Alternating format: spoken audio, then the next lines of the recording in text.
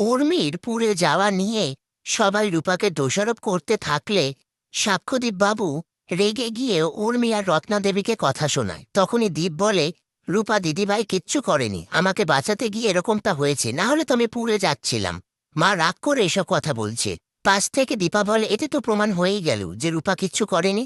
আর দীপকে বলে, তুই পুলিশের কাছে স্টেটমেন্ট দিতে পারবি? দীপ বলে, হ্যাঁ পারবো। তখনই জয় বলে, আমার ছেলে কোনো স্টেটমেন্ট দেবে না। এই বলে দীপকে নিয়ে উপরে চলে যায়।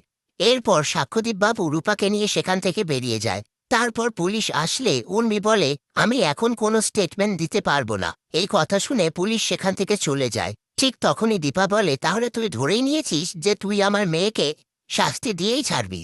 দীপ তো সবটা বলেই দিল, সব প্রমাণ হয়ে গেল। সেই মুহূর্তে রত্নাদেবী এসে আবারও দীপা আর সূর্যর সাথে ঝামেলা করতে থাকে।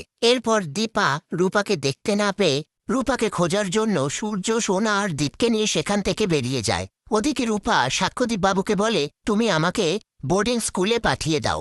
সেই সময় দীপা এসে কথাটা শুনতে পেয়ে বলে, কোনো মতেই না, আমরা তোকে বাড়িতে ফিরিয়ে নিয়ে যেতে এসেছি, বাড়িতে চল। কিন্তু রূপা কোনো উত্তর না দিয়ে বলে, আমি গাড়িতে গিয়ে বসছি।